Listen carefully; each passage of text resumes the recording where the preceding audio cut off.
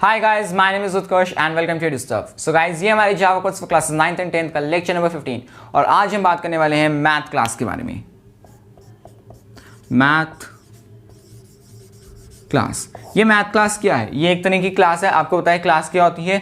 ये एक क्लास है जिसके अंदर काफ़ी सारा हमारा कोड लिखा हुआ है और उस कोड को जब भी हमें ज़रूरत में लेना होता है, कभी भी इस्तेमाल करना होता है, तो हम इस मैथ क्लास का इस्तेमाल करके उस कोड को ले आते हैं अपने प्रोग्राम के अंदर। ठीक है ना।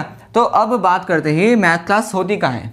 तो जैसे आपने जाना था कि हमारे पास एक होती है हमारे पास क्लास और एक होता है हमारे पास पैकेज, और पैकेज के अंदर हमारे पास होती है काफ़ी सारी क्लासेस।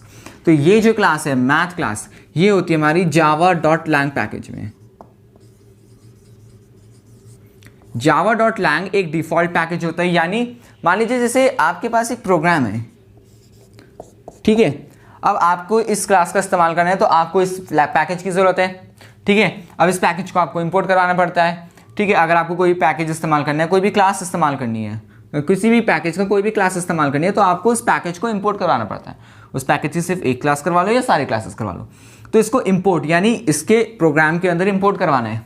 तो सारे हम जितने भी हमारे पास पैकेजेस होते हैं वो हम सारे हम इंपोर्ट करवाते हैं, लेकिन java.lang जो है वो एक होता है हमारा डिफ़ॉल्ट पैकेज, यानी इसको हमें अपने प्रोग्राम के अंदर हमें इंपोर्ट नहीं करवाना पड़ता है, ये बाय डिफ़ॉल्ट अपने आप आ जाता है। तो हम कहीं पे भी इस्तेमाल कर सकते हैं इसकी क्लास का, कोई भी फंक्शन कोई भी हम इस्तेमाल कर सकते हैं, कोई प्रॉब्लम नहीं आती, क्योंकि ये डिफ़ॉल्ट अवेलेबल होता है बाय डिफ़ॉल्ट। ठीक है दोस्तों, तो ये तो होगी हमारी मैथ क्लास। अब मैथ क्लास के अंदर क्या होता है? मैथ क्लास के अंदर हमारे पास काफ़ी सारे फंक्शंस हैं। फंक्शंस पता है आपको क्या होते हैं? फंक्शन क्या होते हैं? एक तरह का कोड जिसके अंदर कुछ जो कोई फंक्शनैलिटी परफॉर्म करता है। तो इसके अंदर काफ़ी सारे फंक्शंस होते हैं और हर फंक्शन का नाम होता है, ठीक है। तो अब इसके फंक्शंस के बारे में बात करते हैं, तो इसके अंदर कौन कौन से फंक्शंस होते हैं? तो हमारे पास बहुत सारे फंक्शंस होते हैं। जैसे एक होता है हमारे पास मैक्स में एम कैपिटल आता है, नहीं स्मॉल आता है, मैक्स होता है। एक होता है हमारे पास मिन, एक होता है पाव, एक होता है SQRT यानी स्क्वायर रूट, फिर एक होता है हमारे पास रेंट, एक होता है हमारे पास सील, एक होता है हमारे पास फ्लोर, और एक होता है हमारे पास यानी देता हूँ ABS यानी एब्सोल्यूट वैल्यू। बस इतना ही होता है हमारे पास, और कोई होगा तो देख लेंगे। तो ये हमारे पास कुछ फंक्शंस होते हैं मैथ क्लास के अंदर, और जब भी हमें ज़रूरत पड़ती है तो हम इन फंक्शंस का इस्तेमाल करते हैं। तो जैसे मान लीजिए हम दो वेरिएबल्स लेते हैं पहले। ये किसी प्रोग्राम के अंदर कोई दो वेरिएबल होंगे, int a is equal to 10,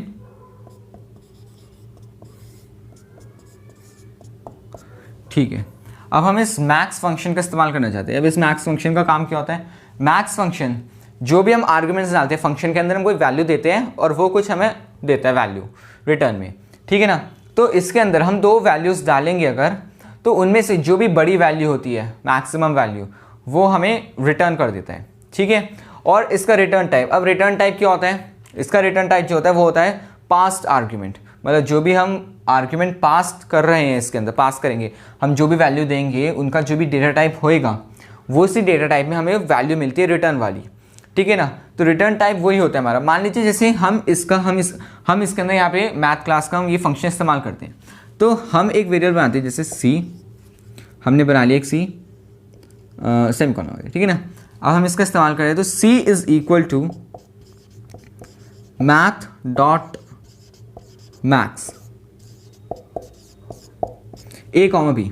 अब देखिए, जब भी हम इस मैक्स फंक्शन को इस्तेमाल कर रहे हैं, भले ही ये मैथ क्लास जो है मैथ को तो हाँ एम तो कैपिटल ही होता है मैथ का, भले ही ये जो मैथ क्लास का जो ये पैकेज है जिसके अंदर java.lang वो डिफ़ॉल्ट है, लेकिन ये थोड़ी ना कि हम इसका एक क्लास भी नहीं लगाएं, इसके अंदर हम आगे क्लास जरूर लगाएंगे। क्यों?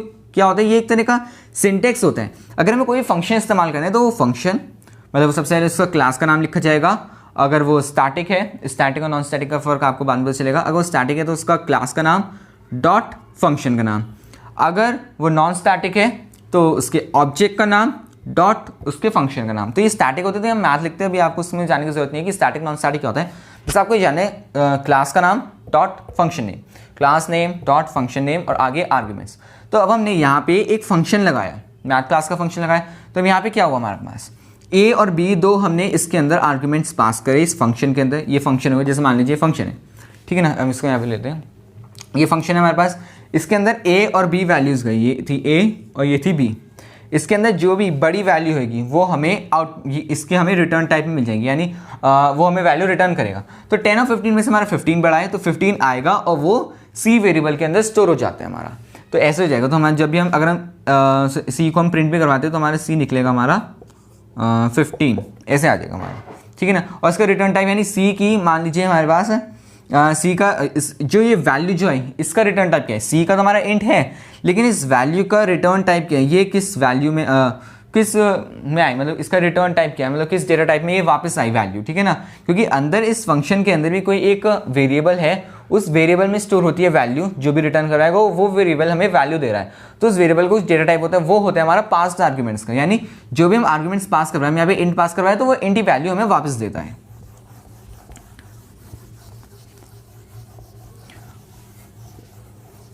ठीक है, अब हमारे पास है दूसरा मेन। अब मेन क्या करता है, मेन हमारा जो भी हमारे पास दो वैल्यूज हैं, मान लीजिए हमारे पास है एक int a is equal to 5, ये लिख लेते हैं b इज इक्वल टू 4, ठीक है। और यहाँ पे लिख लेते हैं हम इंट c, और यहाँ लगा रहे हैं c इज इक्वल टू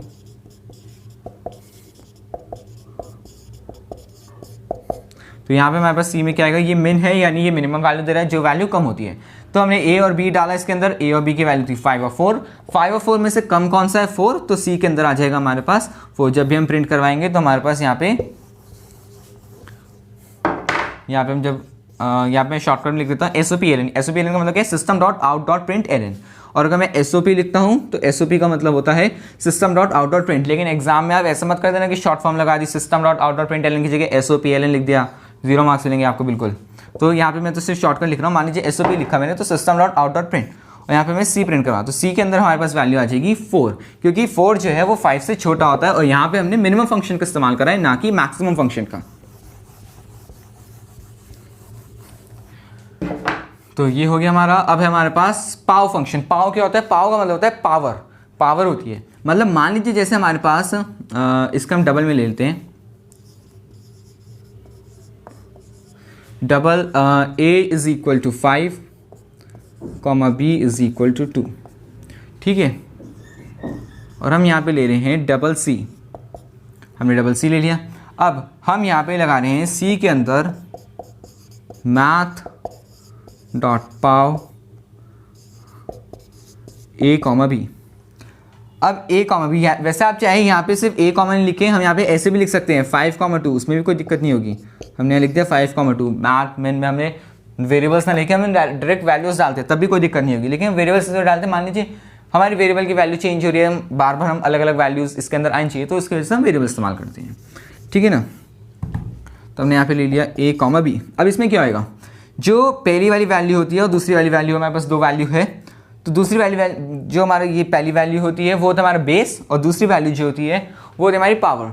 यहाँ पे हम पावर फंक्शन लगा रहे हैं, तो यहाँ पे क्या होगा, ये हमारा 5 है और ये हमारा 2 है, तो 5 रेज़ टू द पावर 2 यानी 25 हमारा आंसर आ जाएगा, क्योंकि यहाँ पे पावर दे देता है हमें, जो भी जितनी भी हम पावर दे रहे हैं उसकी क्या वैल्यू निकलेगी, वो बेस हमारा 5 और हमारी जो पावर है वो हमारी 2, तो 5 से 25। हम C को प्रिंट करवाएंगे तो C के अंदर हमारे पास निकलेगा, क्या निकलेगा हमारे पास 25। और इसका रिटर्न टाइप होता है हमारे पास डबल, यानी 25 जो होता है हमारा 25 ऐसे नहीं आएगा, हमारे पास आएगा 25.0 आएगा, क्योंकि इसका रिटर्न टाइप जो है वो डबल है, यानी डबल वैल्यू देगी, पॉइंट के अंदर वैल्यू देगी। हम इंट में भी डालेंगे, हमने यहाँ पे इंट लगा दिया, मान लो हमने लिख दिया सिर्फ इंट लिख दिया हमने यहाँ पे इंट a और b, ठीक है ना, तब भी यहाँ पे हमें डबल में ही वैल्यू देगी, क्योंकि इसका रिटर्न टाइप जो है वो डबल है। फिर चौथा है हमारे पास SQRT। SQRT मतलब स्क्वायर रूट। तो हम लेते हैं यहाँ पे, हम यहाँ पे इंट लेते हैं मान लो, ठीक है ना, int a is equal to हम ले लेते हैं यहाँ पे क्या लें 25 ले लेते हैं, ठीक है। अब हम b ले लेते हैं एक, double b is equal to math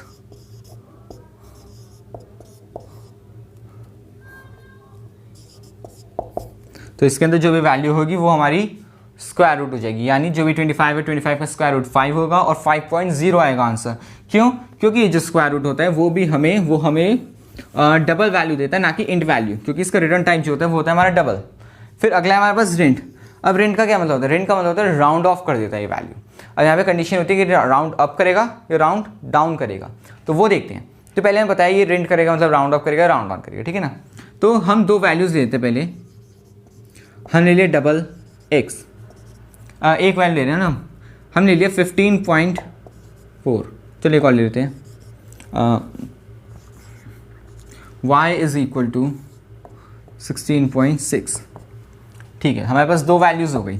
अब हम यहाँ पे ले रहे हैं एक और वेरिएबल ले लेते हैं जिसके अंदर हम वैल्यू स्टोर करवाएंगे, डबल z, और z is equal to math dot rent x।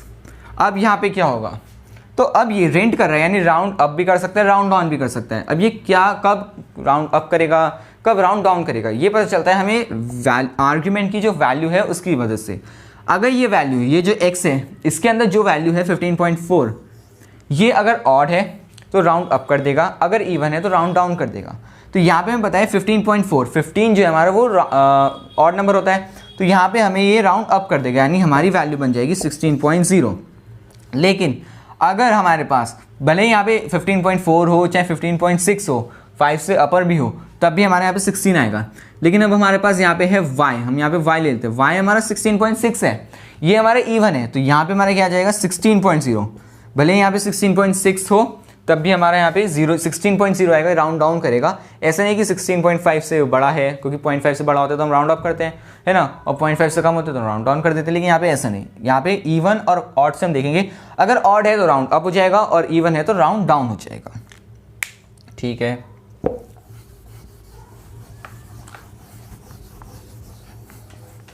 चलो अब हमें ये समझ में आ गया। अब हम देखते हैं सील फंक्शन। सील का क्या मतलब, यहाँ ये तो फंक्शन एक जैसे हैं, मतलब इन दोनों का एक साथ ले सकते हैं। सील है और फ्लोर। सील मतलब क्या होता है, छत हमारी सीलिंग, और फ्लोर क्या होता है, फ्लोर नीचे की ज़मीन।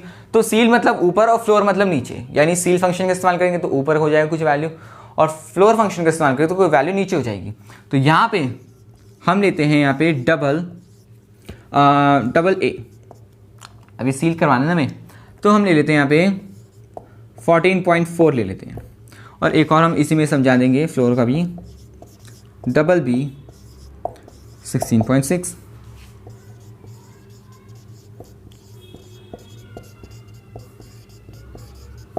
मैथ डॉट, अब यहाँ पे क्या हो रहा है, यहाँ पे हमने चलाया सील फंक्शन, एल भी लगेगा, ठीक है ना। मैथ डॉट सील फंक्शन यानी सीलिंग करेगा, मतलब वैल्यू राउंड अप करेगा यहाँ हमेशा, चाहे कोई सी वैल्यू इवन हो, ऑड हो, 0.5 से कम हो, 0.5 से ज़्यादा हो, चाहे कोई सी वैल्यू। तो ए है, ए की वैल्यू क्या है 14.4, तो अब ये इसकी वैल्यू राउंड अप कर देगा यानी 15.0 बनेगी, क्योंकि ये हमें डबल वैल्यू देता है, इंट वैल्यू नहीं देता। तो इसकी वैल्यू आ जाएगी हमारे पास 15.0। अगर इंट देता अगर बाई चांस तो इसकी वैल्यू 15 आती, लेकिन यहाँ पे दे रहा है हमें डबल, तो इसकी वैल्यू आ जाएगी हमारे पास 15.0। और अगर हम यहाँ पे लगाते हैं, यहाँ पे हम ले लेते हैं फ्लोर ले लेते हैं और बी का इस्तेमाल करते हैं, तो यहाँ पे हमारे पास फ्लोर बी है, तो ये फ्लोर मतलब राउंड डाउन कर देगा वैल्यू को, तो हमारे पास बी है 16.6, तो इसका कैंसिल हो जाएगा हमारे पास 16.0, क्योंकि ये भी हमारा डबल वैल्यू देता है ना कि इंट वैल्यू। तो हमें सील और फ्लोर का पता चल गया, मतलब ये जो तीन है रेंट, सील और फ्लोर, ये एक जैसे, सील राउंड अप करता है, फ्लोर राउंड डाउन करता है, और रेंट राउंड अप भी करता है राउंड डाउन भी करता है। अगर ऑड है तो राउंड अप, और अगर इवन है तो राउंड डाउन। एक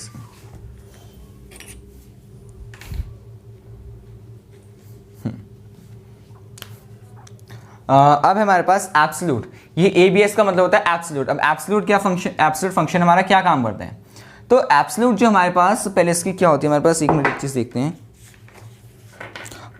हाँ, इसकी जो रिटर्न टाइप पता चल गया, इसका रिटर्न टाइप होता है पास्ट आर्ग्यूमेंट्स। यानी जैसे मान लीजिए हमारे पास एक वेरिएबल है, मतलब ये कोई वेरिएबल नहीं लेता, हमने लिखा, हमारे पास कोई प्रोग्राम चल रहा है और हमने यहाँ पे हमने कोई एक ए वेरिएबल ले लिया मान लीजिए, और हम यहाँ पे एब्सोल्यूट फंक्शन लगा रहे हैं, मैथ डॉट ABS, ठीक है। अब मैथ डॉट एब्सोल्यूट, मान लीजिए हमारे पास है -10, ठीक है, वो मैंने गलत बोल दिया, मतलब ये आर्ग्यूमेंट लेता है, वो रैंडम फंक्शन होता है, वो नहीं लिखा ना हमने यहाँ पे RAND। तो मान लीजिए ये एब्सोल्यूट वैल्यू क्या करता है, ये हमेशा पॉजिटिव वैल्यू रिटर्न करता है, मतलब -10 है तो ये वैल्यू क्या कर देगा इसकी 10, अगर +10 है तब भी 10 करेगा, ठीक है ना। मान लीजिए हमारे पास कोई वैल्यू है 15, तो 15 के -15 है तो -15 को भी कर देगा 15। अब यहाँ पे इसका रिटर्न टाइप है पास्ट आर्ग्यूमेंट्स, यानी जो हम देंगे वैल्यू वही उसी टाइप की वैल्यू हमारे पास आएगी। मतलब -16.5 है तो यहाँ पे आ जाएगी हमारे पास -16.0। क्यों? क्योंकि ये +16.0 16.5 ये हमारी वैल्यू आएगी, ठीक है ना। क्योंकि ये इसका जो भी कहते हैं रिटर्न टाइप होता है वो होता है हमारा पास्ट आर्ग्यूमेंट्स, यानी जिसकी भी हम वैल्यू जिस टाइप का हम देंगे वैल्यू उस टाइप की वैल्यू मिलेगी। यहाँ पे हम डबल में दी तो हमारे पास डबल में आ गई। फिर जो हमारे पास लास्ट वाला है वो है रैंडम। रैंडम में होता है हमारे पास कोई कहते हैं हमारे पास हम आर्ग्यूमेंट नहीं देते। ये क्या करता है हमारे पास, हमने लिखा a = math.rand लिखेंगे, रैंडम पूरा नहीं लिखते इसमें हम, ब्रैकेट ओपन ब्रैकेट क्लोज, यहाँ पे कुछ नहीं होता है। ये क्या करता है, हमें रैंडम नंबर देता है कोई सा भी 0 से लेकर 1 तक, कोई सा भी हमें रैंडम नंबर देता है और इसका जो रिटर्न टाइप होता है वो होता है हमारे पास डबल। यानी मान लीजिए हमने रैंडम का ये हमने फंक्शन चलाया यहाँ पे प्रोग्राम के अंदर, इसने हमें दे दिया 0.123, ये 0 और 1 से बीच में ये हमें वैल्यू दे सकता है, कोई सी वैल्यू दे सकता है, वो तो अपने आप कंपाइलर अपने आप देगा कि उसको क्या वैल्यू देनी है। तो ये हो गया हमारे रैंडम फंक्शन के बारे में। तो हमने पढ़ लिया ये फंक्शंस होते हैं, उनकी कुछ एग्जांपल भी करवा दिए मैंने आपको बीच में कि कैसे कैसे इसका इस्तेमाल करेंगे। तो हमें पता चल गया एक मैथ क्लास क्या होती है, उसके अंदर कौन कौन से फंक्शन थे, मैक्स, मिन, पाव, SQRT, range, seal, floor, ABS और रैंडम, ठीक है ना। तो ये हमारे पास कितने फंक्शन है, 1 2 3 4 5 6 7 8 और 9, हमारे पास 9 फंक्शन है। ये इनको आप अच्छे से याद करना क्योंकि ये आपकी ज़रूरत पड़ते हैं अगली वीडियोस में, जब भी मैं बताऊंगा तो इनकी आपको बहुत ज़्यादा ज़रूरत पड़ेगी जब भी आप प्रोग्राम इस्तेमाल करेंगे। मान लीजिए आपको 2 वैल्यूज़ में से बड़ी वैल्यू निकालनी है तो आप खुद कैलकुलेट क्यों करोगे यहाँ पे, या फिर आपको वहाँ पे इफ़ लगाना पड़ेगा, वैल्यू बड़ी है तो अगर वो कंडीशनल स्टेटमेंट होती है वो आपको बाद में चलेगा। तो उनसे आसान होता है कि आप ये लगा लो, आपको कहीं पे स्क्वायर रूट निकालना है, स्क्वायर रूट का सीधा फंक्शन निकाल दो, आप क्यों निकालोगे वहाँ पे बैठ के, है ना। स्क्वायर रूट फंक्शन है, कंपाइलर अपने आप निकाल देगा। तो चलिए दोस्तों आज की वीडियो के लिए बस इतना ही। अगर वीडियो पसंद आए तो इस वीडियो को लाइक करना और ज़्यादा से ज़्यादा शेयर करना। अगर आप हमारे चैनल पर नए हैं तो इस चैनल को सब्सक्राइब करना मत भूलना और बेल आइकन को जरूर दबा देना ताकि आपको हमारी वीडियोज़ की नोटिफिकेशन मिल जाए जैसे हम वीडियोज़ अपलोड करें। Thank you guys.